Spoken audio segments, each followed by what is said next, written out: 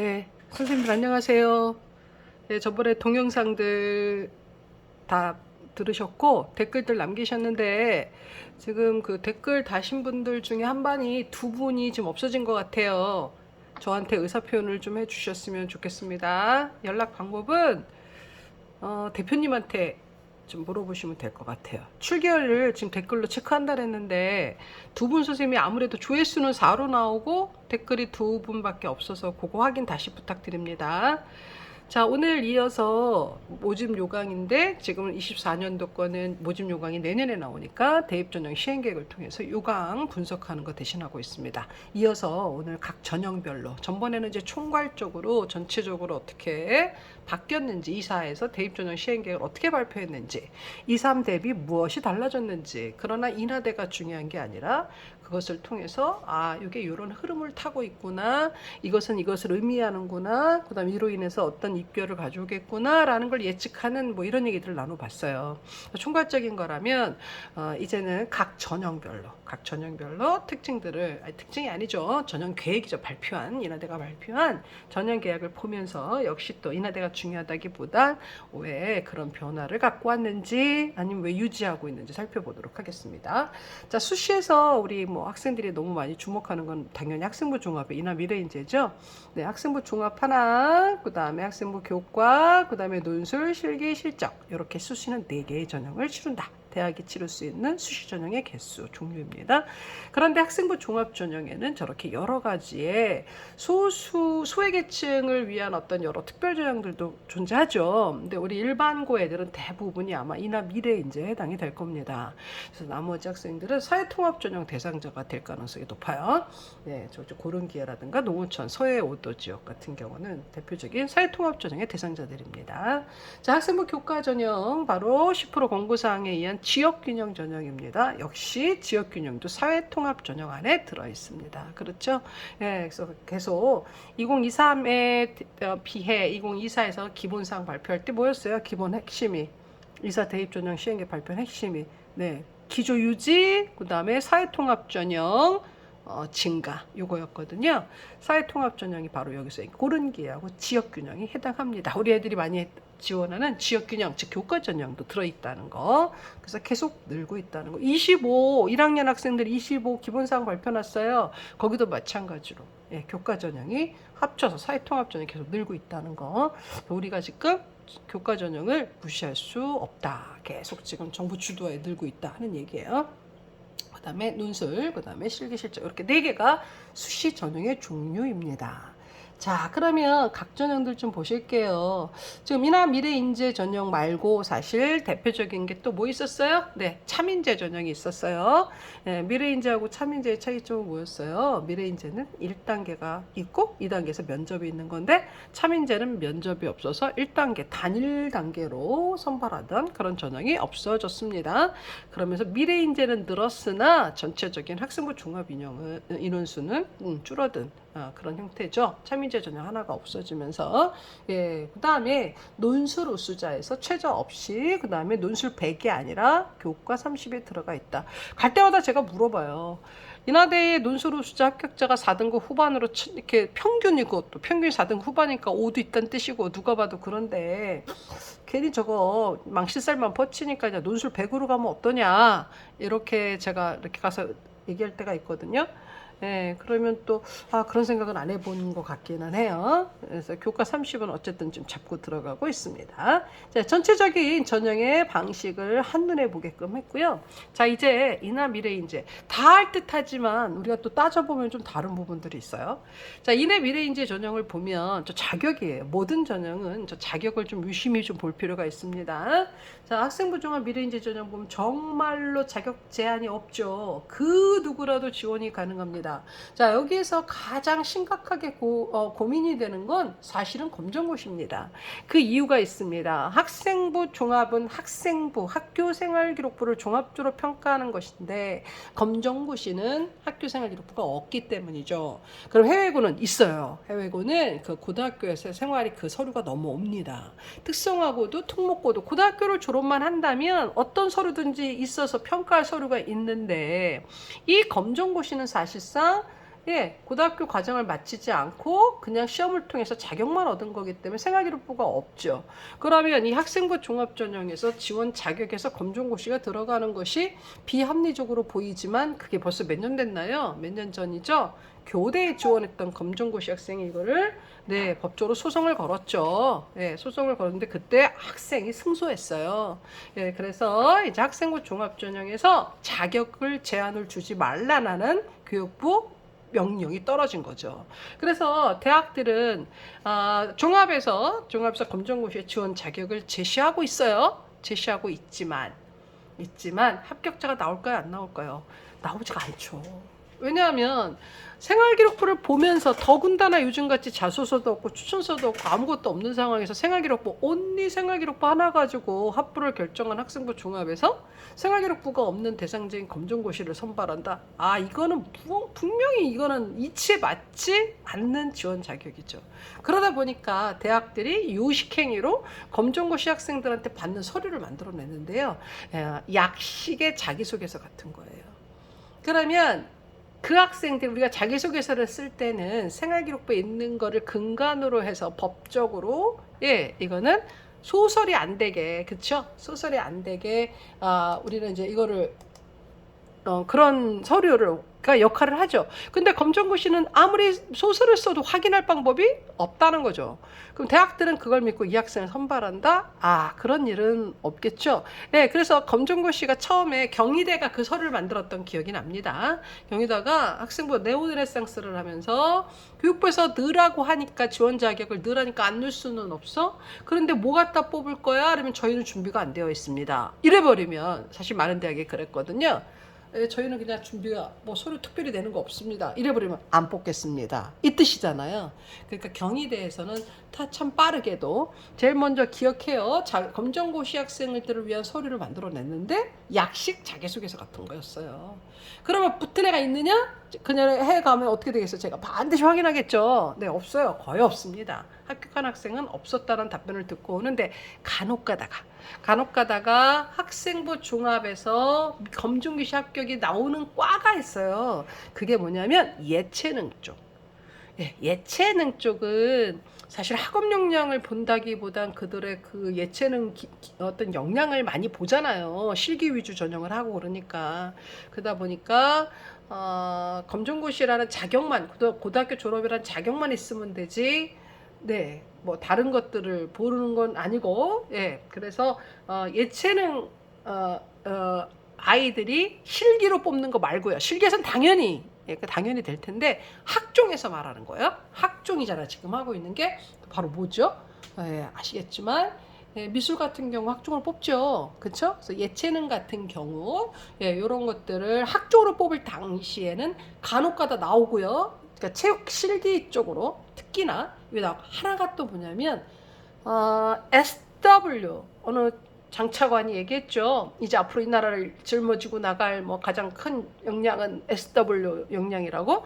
그러면서 나라에서는 SW 중심 사업을 합니다. 그래서 SW 중심 대학을 30개를 선정을 했고요. 돈을 참 많이도 지급을 했습니다. 그게 남아있는 게 SW 중심 전형들이에요. 아니면 SW 인재 전형들이 좀 남아있는데요. 그 사업이 끝난 학교들은 SW 특기자로 뽑던 혹은 SW 인재 전형을 이제 따로 뽑지 않고 빼서 종합에다 합류를 시켜버립니다. 근데 아직도 대학들이 그 전형이 살아있거든. 아직 그 사업이 남아있는 겁니다. 왜냐하면 SW 중심 대학 30개가 동시다발적으로 발표한 게 아니고요. 맨 처음에는 몇 개로 했더라? 몇 개만 하고 열 몇 개 했어요. 14개. 내 생각에 14개인가 그렇고요. 그 다음에 또 추가. 그래서 제 기억에는 외대가 제일 끝이었거든요. 그러면서 SW 중심 대학이 30개가 됩니다. 그러면 앞에 먼저 실시한 대학들은 이제 그 사업 기간이 지나버리죠. 지나버리고 돈은 받았고 그러면서 SW 중심 전형이나 이런 거 전형이 없어지게 됩니다. 그러니까 지금도 대표적인 게 중앙대죠. 그렇죠? 학생부 종합 전형 안에 SW 중심 전형을 그것도 학종. 그럼 우리가 생각할 때 질문을 뭘 하겠어요? SW 학생부 종합전형도 소프트웨어 학과를 뽑는데 그 소프트웨어 학과에서 SW 중심 전형으로 또 뽑으면 그것도 실기 특기자도 아니고 종합이면 어떻게 다르냐? 그럼 SW 중심 전형은 SW 기술자를 뽑는 거냐? 자, 저희가 가서 매번 물어보죠. 상위권 대학에서 SW 중심 전형 혹은 특기자 전형 한다고 해서 SW 기술자를 뽑는 게 아니라 수학, 과학을 잘하는 학생이거든요. 네, 100% 그렇게 대답해요. 그렇지만 그쪽에 열정은 있어야 되겠죠. 자, 그래서 이 SW 쪽, 이 컴퓨터 소프트웨어 쪽, 요쪽에 한 명 검정고시 출신자가 붙은 적이 있습니다. 예, 그래서 미래인재 전형에 검정고시라는 지원 자격이 있기는 하지만 합격하는 예가 아주 드물고 단 그런 경우에 합격이 학교들마다 한두 명이 나오기는 하더라. 그런 얘기를 드리고 나머지는 거의 합격자가 없어요. 이상하지 않아요? 예. 붙었으면 뭐 보고 평가했는지 의심 가잖아요. 그쵸? 서류가 지금 없는데. 자, 그 다음에 1단계 3.5배수 뽑고 2단계에 가서 면접 30이 들어가게 됩니다. 이게 학생부 종합이고요.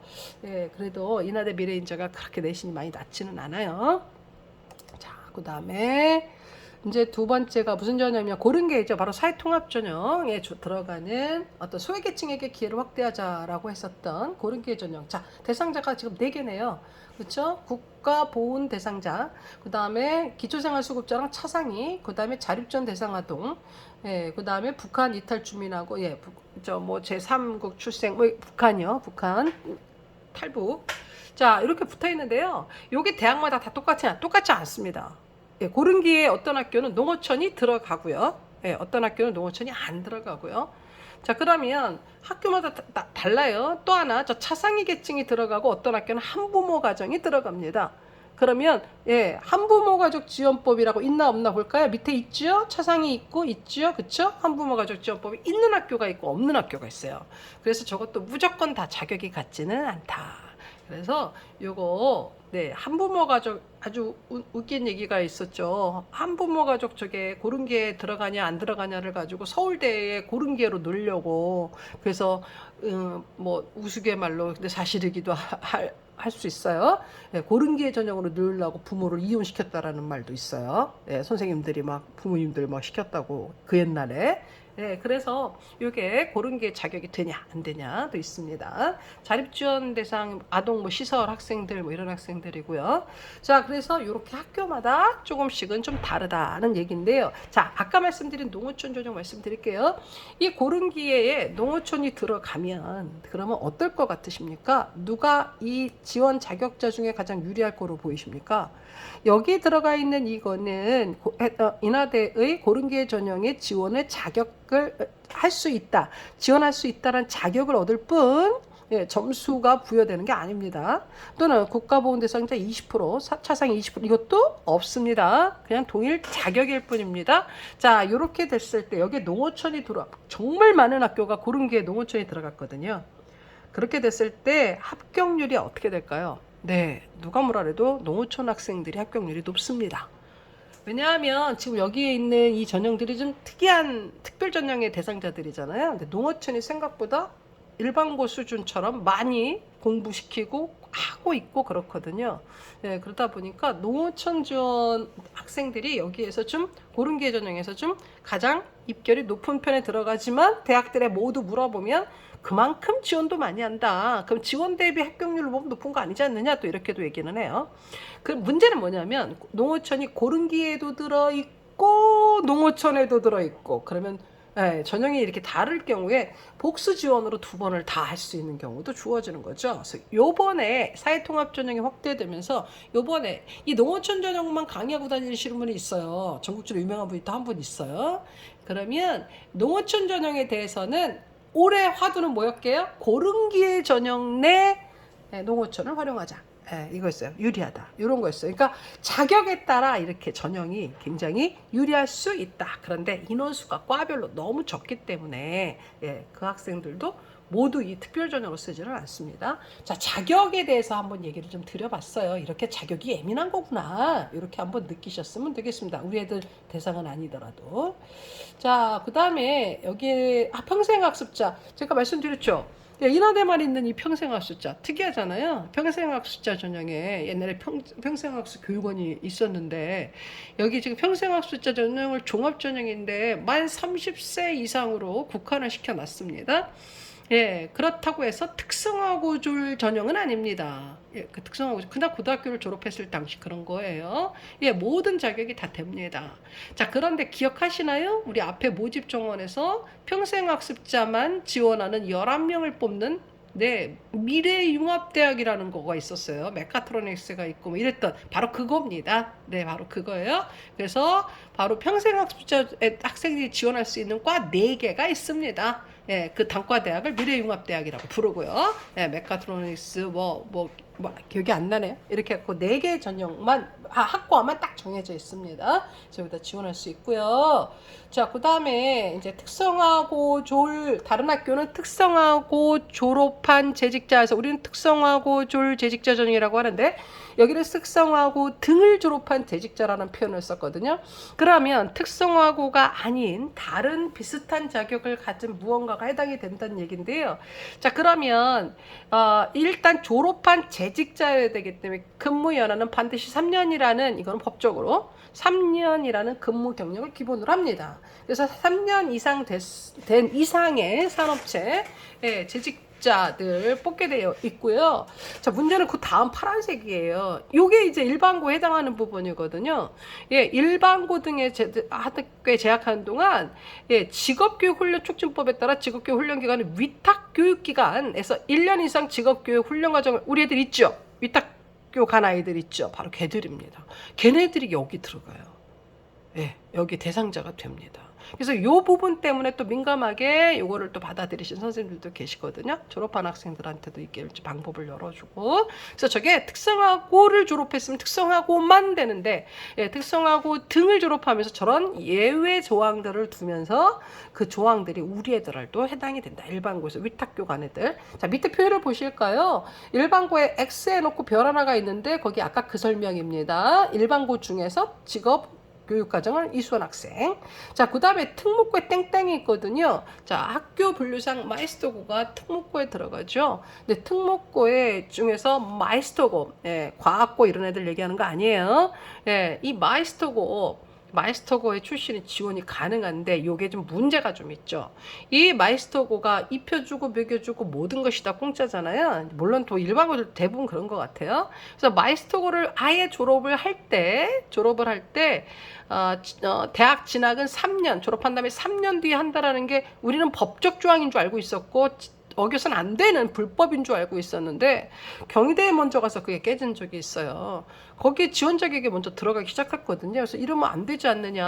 아까 학생부 종합에서 그랬더니 우리가 뭐 막을 이유가 없다. 불법 아니냐. 그런 조항 없다. 그래서 제가 그때 마이스터거는 무조건 나라에서 돈을 들여서 키웠기 때문에 그쪽으로 선취업을 하고 3년 뒤에 대학을 갈 수 있다 했는데 아까 학생부 종합에서 지원 자격에 지금 보면 이런 학생들 이렇게 다 해당이 되더라고요.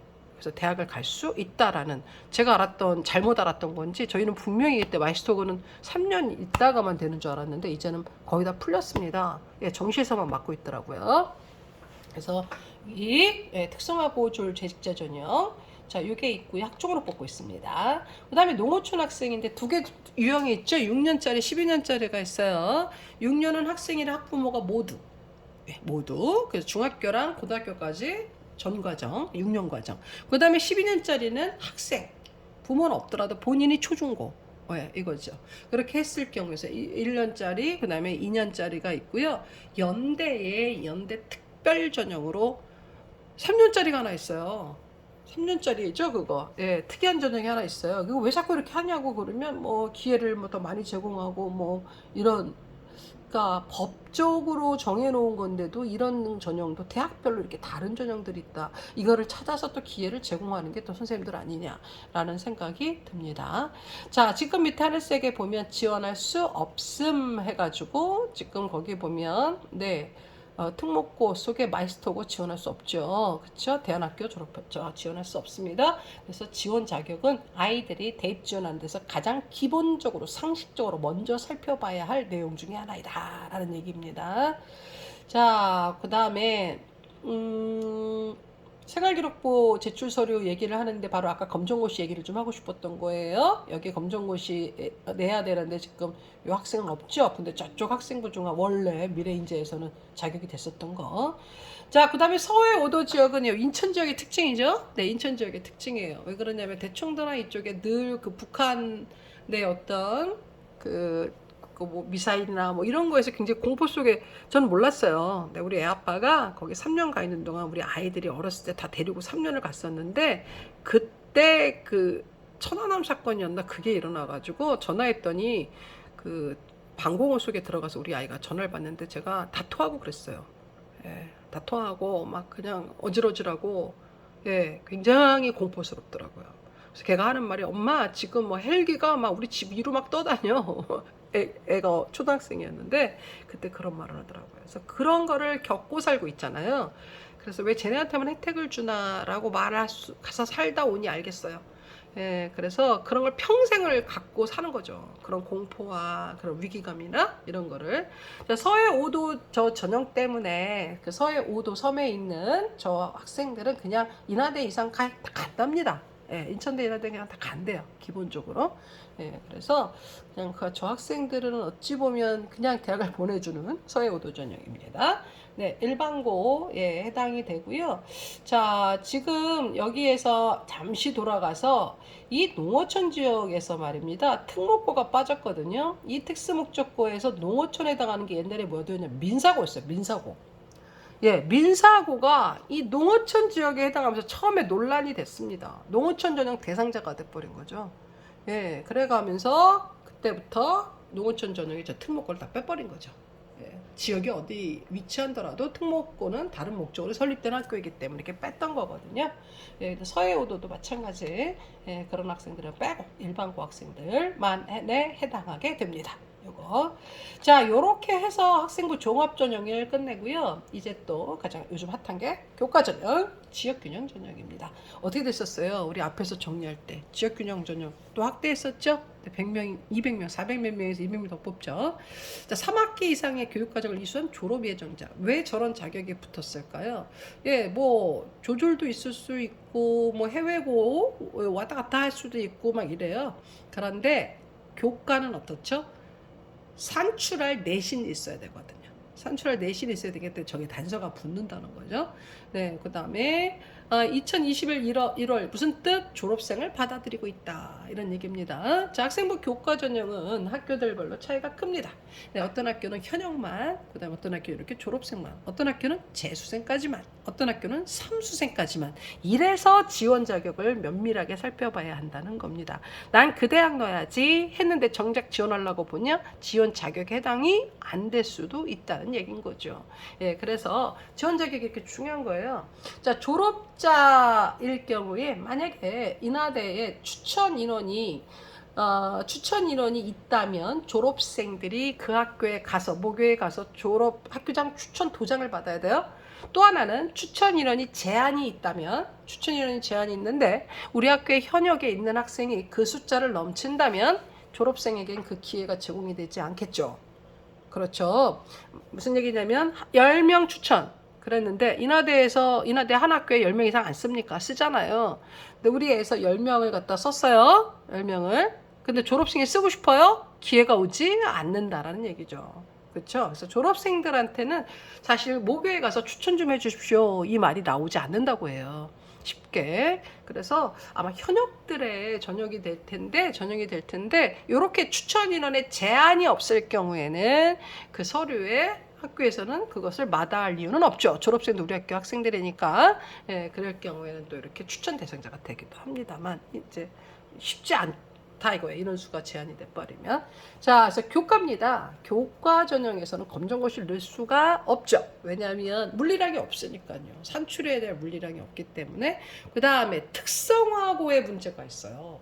이 특성화고의 교과가 내신이 우리랑 다르잖아요. 산출 방식이 다르죠.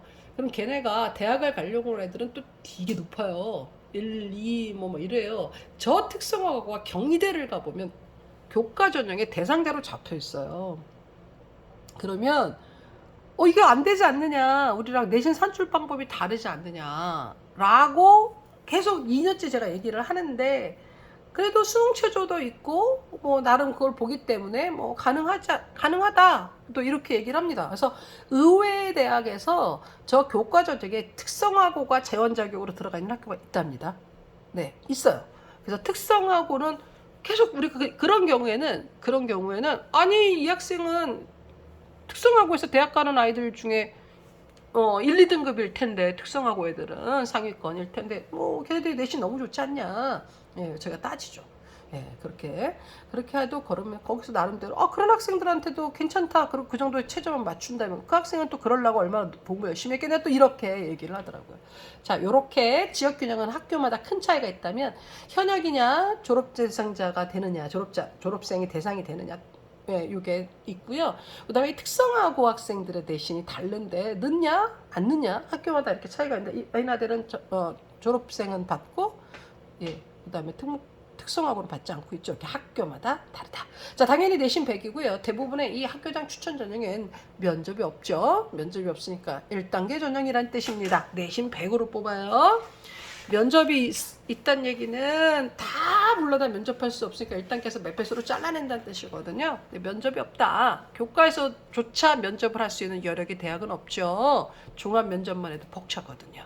예, 그러다 보니까 네, 그래서 내신 100이에요. 내신 100인데다가 네, 대부분 그것만 보고 믿을 수가 없으니까 수능 최저가 걸리죠. 수능 최저 의미가 뭐예요? 적어도 수능에서 최저 이만큼은 보라고 해 이런 얘기입니다. 네, 그런데 이번에 인문이 두화보에서 두합 6으로 인문 하나를 떨어뜨립니다. 또 이게 인하대가 이런 적이 처음이에요. 어떤 선도주자 같은 느낌을 받을 정도로. 왜 그랬을까요? 예, 늘 인문이 지원한 학생이 자연의 1.5배. 네, 늘 인문이 자연의 1.5배 학생이 많았죠. 그러면서 늘 인문에서는 교과 전형을 했을 때 내신이 너무 높았어요. 인문이 자연보다 너무 높았어요. 그 다음에 높고 최저도 한 개 등급이 항상 인문이 자연보다 높았습니다. 고대 인문 3개 3합 5 자연 3합 6 이런 식으로 하나씩 늘 높았는데 이제 수능 통합 산출로 인해서 계속 우리가 울부짖고 자연계가 너무 유리하다 어쩌다 하면서 다 똑같아진 거예요. 그래서 2024에서 대부분의 상위권 대학은 3합출로 인문자연 구별 없이 모두 다 똑같아요. 그런데 인하대가 오히려 인문을 하나를 더 낮추는 어떻게 보면 선두자 같은 역할을 하고 있어요. 자, 이거는 어느 대학에서 최저를 이렇게 조절할 때 그냥 나오지 않습니다. 지난해 입결을 토대로 해서 만들어집니다. 예, 입결을 토대로 하고 인구수의 변화 등을 고려해가지고 수능 최저를 시뮬레이션을 돌려서 합격 그 추산을 하면서 최저를 걸게 됩니다. 예, 그랬을 때 지금 현재 인문이 자연보다 늘 한 개 등급이 높았다가 지금 변화된 건 같아졌다는 건데 이렇게 인하대가 이제 처음으로 인문이 자연보다 최저가 하나 더 내려가는 그런 형태를 발표를 하게 됩니다. 자, 의예과가 1등 가장 높은 의대의 최저는 4하보죠. 명실공히 4하보. 예, 높은 대학 고대 연대부터 시작해서 모든 높은 대학들 최저들이 대부분 4하보죠. 서울대 빼고. 예, 그다음에 가톨릭대가 그것도 4하보죠. 네. 가장 높은 데 4하보. 그 다음에 이제 요런 대학들이 나타나죠. 예, 1등급이 3개. 그런데 문제가 뭐냐면 의대는 어느 대학이든지 상위 탐구 2과목 중에 그 위에도 보이실 거예요. 인문도 자연도 한 과목이라고 써있죠. 가로 속에 사탐 과탐이 가로 속에 한 과목이라고 되어 있는데 대부분의 대학이 이 의대만큼은 탐구가 의대니까 자연계죠. 과탐이 2개 평균을 씁니다. 둘 평균을 쓰는데 저게 어려워요. 이 자연계 학생들한테 저게 굉장히 어려운 거예요. 즉 무슨 얘기냐면 1등급 3개이려면 과탐 2개가 11이어야 한다는 얘기입니다. 11. 근데 이 과탐이 변수가 너무 커요. 예, 변환 표준 점수도 쓰고요. 난이도에 따라 조절하면서 변수가 작용하고요. 그 다음에 졸업생들이 너무 잘하고요. 한 문제 틀릴 때마다 등급을 하나씩 뚝뚝 떨어지고요. 즉 2과목은 무조건 만점 받는 과목이 있어야 1 평균 내에서 만약에 1하고 2면 1.5니까 2잖아요. 그쵸? 그럼 그건 안 되죠. 그 얘기는 바로 저 얘기는 국영수 1인 학생이란 뜻일 수 있어요. 국영수 1. 즉 과목을 지정해 놓고 1인 학생이라는 단서가 붙는 쉽지 않은 전형입니다. 쉽지 않은 수능 최저입니다. 자, 이제 그 다음에 내려가면 삼합 4대학들이 나오죠. 삼합 4대학 나오고, 예, 이렇게 이제 최저가 내려가는데, 의대는 이렇게 최저가 어렵습니다. 예, 요거. 그 다음에 밑에 보시면 의류 디자인은 옛날에 의류학과는 자연이었는데 의류 디자인으로 가면서 인문계를 체제를 따르고요. 교과입니다. 자, 인공지능, 데이터 사이언스, 스마트 모빌리티 얘네들이 뭐였습니까? 네, 첨단학부 신설됐던 학과들이죠. 수능 최저 자연계걸 따른다 그랬어요. 사탕 같다면서 상이 잘한 거 하나만 봐라. 그럼 1 9면 9 버리고 1이다 이런 뜻이죠. 그런데 자, 여기서 무슨 얘기를 드리고자 하냐면 다른 대학도 보실 때 그거 반드시 보셔야 돼요. 자, 지금 보게 되면 무슨 얘기냐 하면 이 학생이 물론 한국사를 필수 응시하기 때문에 다 시험은 끝까지 남아 있어야 될 거예요. 그렇지 않으면 성적이 안 나오니까요. 문제는 의대를 예를 들까요? 1등급 3개니까 국어, 수학, 미적, 영어 1 받고 탐구를 2개 사탐을 봐버려요. 그러면 최저는 어떻게 되죠? 국수 0이 111이니까 최저가 되죠. 네, 이렇게 되면 합격하는 학교도 있습니다. 수능 최저가 해당되는 것만 해당이 되면. 그런데 뭐라고 됐어요? 과목을 필수 응시를 해라. 최저를 그 과목을 쓰든 안 쓰든 이 뜻이에요. 그러니까 과탐으로 최저를 못 맞춘다 하더라도 반드시 과탐은 봐라. 그러나 숭실대인가 그래요. 과목이 수학하고 뭐하고 이렇게 해서 해. 그럼 다른 과목은 안 봐도 된다. 안 가봐도 되고 딴 걸로 봐도 된다 이런 얘기예요. 그러니까 최저에 맞추는 과목만. 그러니까 예를 들어 볼게요. 저기 자연계열이요. 자연계열에 2개 합 5잖아요. 나는 국어하고 영어만 가지고 합할래. 그래서 국어 2, 영어 3. 그러면 최저 맞춘 겁니다. 그렇죠? 그러면 다른 학교는 일부 학교는 그것만 맞추면 돼요. 다른 거 시험을 받든 안 받든.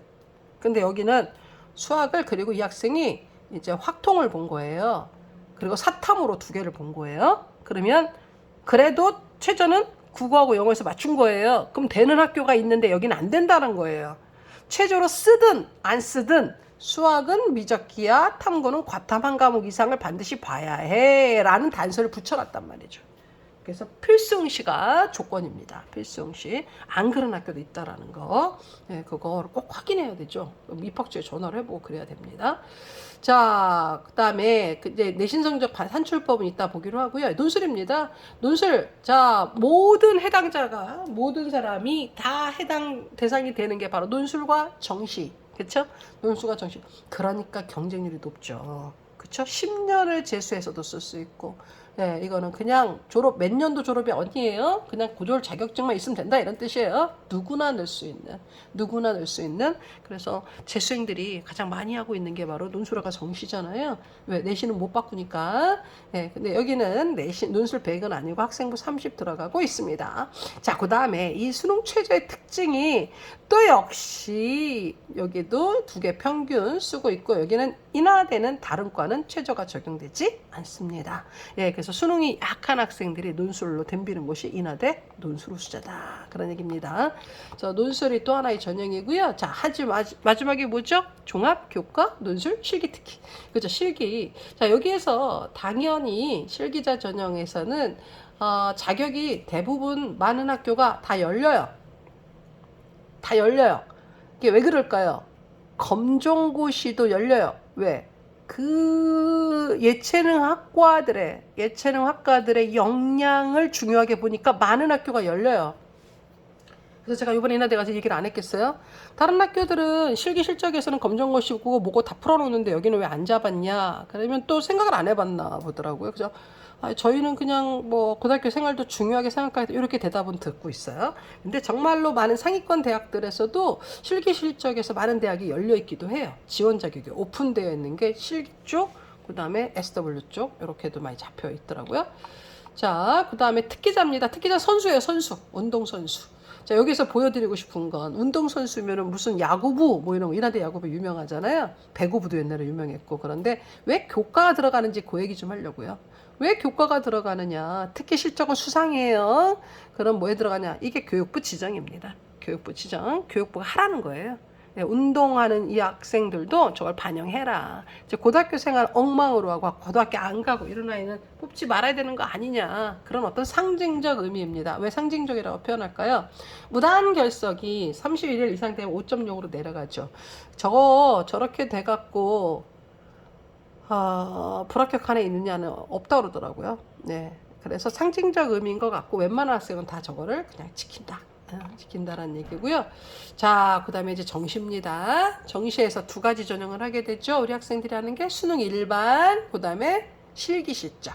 우리 학생들이 대부분 이렇게 하게 되고요.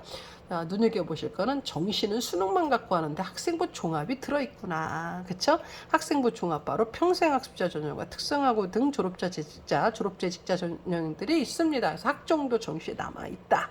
라는 특별 전형으로 남아있다라는 거. 자, 수능 똑같죠? 논술하고 똑같아요. 모든 이에게 자격이 열려있다. 모든 이에게. 그래서 재수생들이 덤비는 거죠. 예. 그 다음에 군 배치는 필요에 의해서, 그 다음에 라이벌이 되는 대학들을 피하거나 뭐 이렇게 하면서 전략적 군 배치를 하게 됩니다. 가나다에 걸쳐서 펼쳐 있어요. 옛날에는 경영학과를 가군에서도 뽑고 나군에서도 뽑고 다군에서도 뽑는 경우에서 우린 걸 불알 모집인데 법적으로 막았습니다. 그렇게는 하지 않습니다. 자, 특성화 고교 졸업자입니다. 아까랑 좀 다르죠? 아까는 특성화고 등을 졸업한 재직자라면 이번에는 특성화고졸, 특성화고를 졸업하는 학생입니다. 정시입니다. 근데 여기에서는 마이스터고 학생 졸업 예정자는 지원 불가입니다. 예, 마이스터고는 특성화고인지 특목고인지 학교 분리상 특목고로 되어 있죠. 그렇죠? 네, 그렇게 따지면 안 들어가는 게 맞는 거죠. 네, 그 다음에 일반고에서도 종합고의 특성화고 교육과정을 이수했으면 된다라는 거죠. 그러니까 어떤 교육과정을 이수했느냐 그거 해당이 됩니다. 그래서 특성화고 선생님들 교육청에서 찾아가는 설명회, 학교 찾아가는 설명회를 하면 요즘 작년하고 다르게 내 앞에 10분을 특성화고 선생님들 강의를 넣으세요. 그렇잖아도 시간이 모자란데 이분들이 막 20분, 30분도 해요. 네, 그러면서 어쩔 수 없이 그 특성화고 입시 설명회 중학생들한테 할 때 고입 그 설명회를 제가 듣게 돼요. 2번 들었어요. 2번 들으면서 거기서 굉장히 열심히 하고 계시는구나 이제 그런 생각이 드는데요. 이 특성화고는 굉장히 치열하게 또 학생들한테 홍보를 하고 있습니다. 전개과정이죠. 전개과정. 그래서 특성화고졸 전형입니다. 이번 특성화고졸 전형.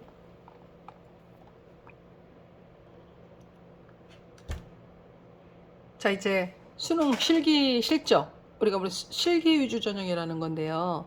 자, 체육교육 좀 눈여겨볼 필요 있죠? 인하대 체육교육 너무 인기 좋습니다. 예, 수능 70에 실기 30 잡히고 있고요. 수능 영향력이 큰 듯하지만 저렇게 실기 우수자 전형에서는 실기의 영향력이 훨씬 큰 겁니다. 그 다음 디자인 테크놀로지 제가 이거 왜 체크해놨을까요? 이게 바로 어디에 있었어요? 네, 첨단학부라고 하는 소프트웨어 그 중심대학이라고 하는 융합대학이었나요? 거기에 보면 아까 뭐 있었습니까? 스마트 모빌리티, 데이터 사이언스, 인공지능 거기랑 같이 있었던 그과거든요. 그거가 그때 당시에 모집 인원에서 전형 방법에서 수능에서 저렇게 실기로 이렇게 뽑는 게 있었고요. 그다음에 의류 디자인 실기 이거 제가 왜 체크해놨을까요? 예, 실기하는 사람 있고요. 그쵸? 자, 뒤집혔어요. 실기가 70이에요. 여기는 위에는 수능이 70이었는데. 예, 그 다음에 수능 30 들어가는데 요거 있었고요. 학종 미래인재로 의료디자인 뽑는 거 있었습니다. 네, 그때 설명을 드리면서 실기전형 준비가 안 되어 있는 학생들 그건 하기 싫고 공부하다가 하고 싶은 학생 그거 좀 안내해 줄 필요가 있다라고 말씀을 좀 드렸었죠. 자, 이거 정시입니다. 자, 동시에 특별 전형인데요. 아까 말씀드린 수능만 갖고 하는 게 정시인 줄 알았는데 서류 갖고 평가는 학생부 종합도 있다. 그런 것들이 평생학습자고 특성화고 등 졸업한 재직자 아까 말씀드렸던 그겁니다. 예, 그 사람들이 지원하는 게 바로 요거 메카트로닉스 공학 이거 뭐 미래융합대학이라는 곳에 들어있는 4개 학과입니다. 네, 그렇죠. 자, 이제 2가지만 보고 이제 끝낼까 해요. 수능 반영 방법 앞에서 봤던 겁니다. 2023하고 달라졌던 거. 네, 2023에서는 어떻게 돼 있었어요?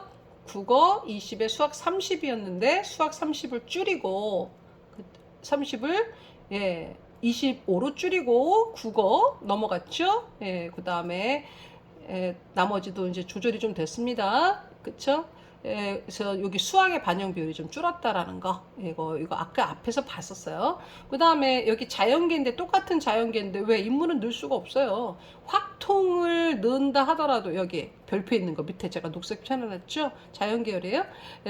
확통을 자격을 받는다 하더라도 과탐을 보기 때문에 자연계 애들이 지원할 것이다.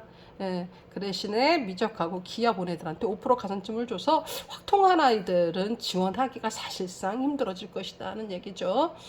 그 다음에 첨단 학부들, 그 학생들은 자연계열의 비율을 또 앞에서 다 봤던 내용들입니다. 자, 그 다음에 이제 여기 우리가 많이 들락날락하면서 보게 될 반영 방식들이거든요. 요게 바뀌었다 그랬죠? 수학 반영 비율이 이렇게 2023에는 점수가 푹푹 198, 194, 그 다음에 185 뚝뚝 떨어졌었어요. 근데 평가원의 영어 난이도에 따라 너무 점수가 휘둘리기 때문에 대학들이 등급 간 점수를 줄여나가는 추세이다. 그래서 이렇게 표현했다는 거. 2점, 그 다음에 또 2점, 4점 이렇게 해서 줄어나갔죠. 그 다음에 한국사는 인문은 4까지 만점, 자연은 5등급까지 만점. 대부분 대학이 그렇습니다. 자, 이거 수능입니다. 정시에서 이렇게 반영되고 있습니다. 바뀐 거는 뭐예요? 수학의 반영 비율이 줄었다. 인문에서 영어 등급별 환산 점수 간격차가 줄었다. 이거 두 개가 차이점입니다. 변수입니다. 자, 저희가 애들 상담하고 뭐 이럴 때, 여기 참 많이 들어갑니다. 생활기록부 반영 방법 많이 들어가죠. 이렇게 하는 게 맞는 건가? 다른 데랑 좀 다른 거 없나? 뭐 이렇게 보게 되는데요. 이 예체능 쪽 특이한 거 하나 있어서 말씀드리고 가요. 예체능은 대부분 수학이 미반영입니다. 근데 이 체육 교육하고 스포츠 과학 쪽은 사탐과탐 미반영이고 수학이 들어가 있다는 거 좀 특이하죠. 저도 질문을 해요. 가서 질문을 왜 이렇게 하냐. 보통은 수학 빼지 않냐. 왜냐면 예체 준비하는 애들 대부분 대학이 수학을 반영 안 하는데 인하대만을 위해서 여기다 할 거 같지는 않지 않냐. 그러면 학과 요청이다. 역량 있는 애를 뽑고 싶어 한다. 이런 말씀들을 하고 있죠. 그 다음에 이 진로 선택이요. 진로 선택 과목은 마지못해 반영하는 거였었죠. 대학은 처음에. 즉 ABC 말입니다. ABC를 갖다가 교과는 2.5, 3.0 이렇게 숫자만 갖고 하는데 ABC를 반영해 말어 막 이러다가 첫 해 미반영했다가 둘째 해부터 지금 반영한 거거든요. 그래서 대부분 학교가 교과 전형에서 마지못해 반영하거든요. 자, 여기는 논술도 반영합니다. 논술에서도 진로 선택 과목 반영하고요. 상위 3과목, 세 과목으로 하면서 영향력은 팍 떨어뜨렸고요. A1, B2, C4 대부분 대학은 1, 2, 4입니다. 세 과목 잘한 것만 이렇게 하니까 크게 영향력을 미치지 않고 실제로 영향력이 어떻냐라고 물으면 거의 영향력이 없었다고 보시면 됩니다. 라고 답을 합니다. 네, 그렇게 해서 진로 선택 과목을 반영은 하되 아주 미비하다, 영향력은 미비하다라는 말씀을 좀 드립니다. 자, 논술 우수자의 등급별 환산 점수 내신 등급이 이거는 수시 요강에 즉 대입 전형 계획은 발표 아직 못했고 내년에 수시 요강에 5월 1일이 됐을 때 발표할게요. 이런 얘기입니다. 간혹 가다가 이렇게 발표를 못하고 이런 경우가 있습니다. 자, 그 다음에 대부분 다 끝났죠. 이제 다 끝났고요. 이 논술에 뭐가 들어가냐면 비교 내신이라는 게 있습니다. 비교 내신이 뭐냐면 논술에 뭐 들어가죠? 교과 30 들어가죠? 논술 70에 그 30 얘기하는 거예요. 그런데 이 비교 내신이라는 게 지금 애들의 고등급제나 이런 거랑 같지 않았던 다른 내신 또는 검정고시 말하는 거죠. 검정고시는 어때요? 내신 없잖아요. 그러니까 이런 학생들, 그다음 해외고 학생들, 그다음에 2020년 2월 이전 졸업자면은 내신 체계가 지금 애들하고 달랐던 애들, 이런 아이들을 내신을 비교해서 다른 걸로 비교 내신을 한다는 적용하는데 방법은 대부분 어떻게 해요? 네, 요거는 논술 성적 갖고 합니다. 논술 성적 갖고 해서 그 논술 성적에 해당하는 학생의 내신, 그걸 적용을 하게 되는 거죠. 그래서 이것도 자세하게는 요강에 나올 거지만 대부분 그런 방법을 쓰고 있습니다. 그 학생의 논술 점수에 따라서 거기에 해당하는 내신 요거를 반영하는 이런 형태를 띠고 있습니다. 비교 내신을 논술에서 적용하고 있다라는 말씀 또 드립니다. 끝났네요. 그렇죠? 그래서 보통은 이렇게 정시 수능 반영 방법하고 그다음에 내신 반영 방법이 끝자락에 가 있거든요. 자, 제가 하나만 더 말씀을 좀 드리고 가볼게요. 무슨 말씀이냐면 바로 요건데요. 여기에서 지금 보면 모집 단위에서 여기에 제가 얘기를 안 들어놨군요. 2023에 제가 2023에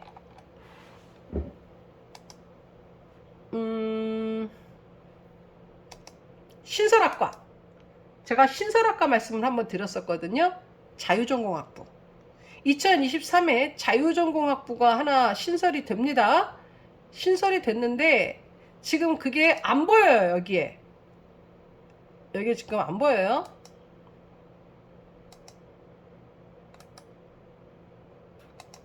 제가 이걸 하는 방법을 잘 몰라가지고요.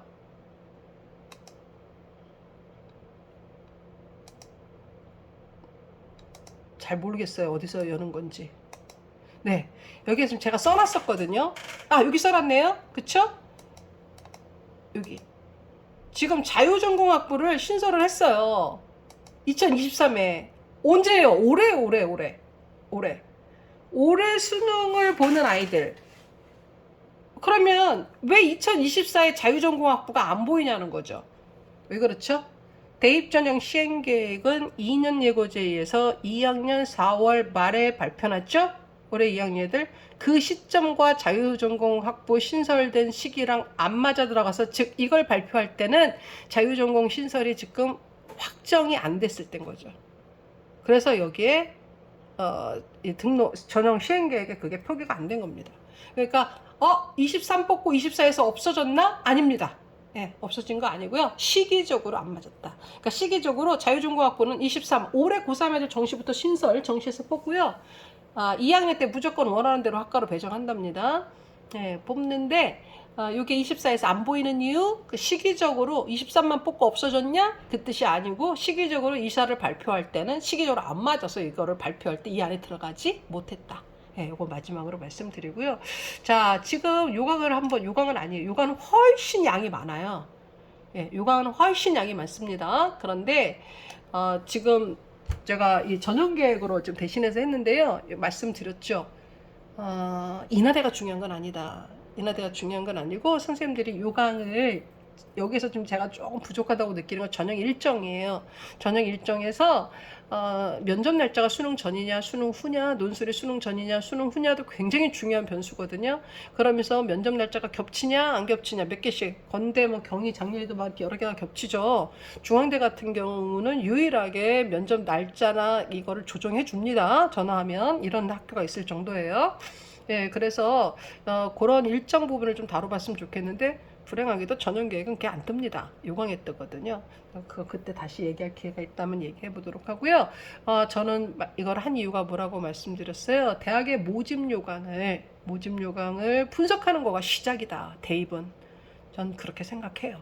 예. 그게 공부의 시작인 것 같습니다. 그러나 줄을 봐가면서 달달달달달 외우면 절대로 외워지지 않는 게 또 요강입니다.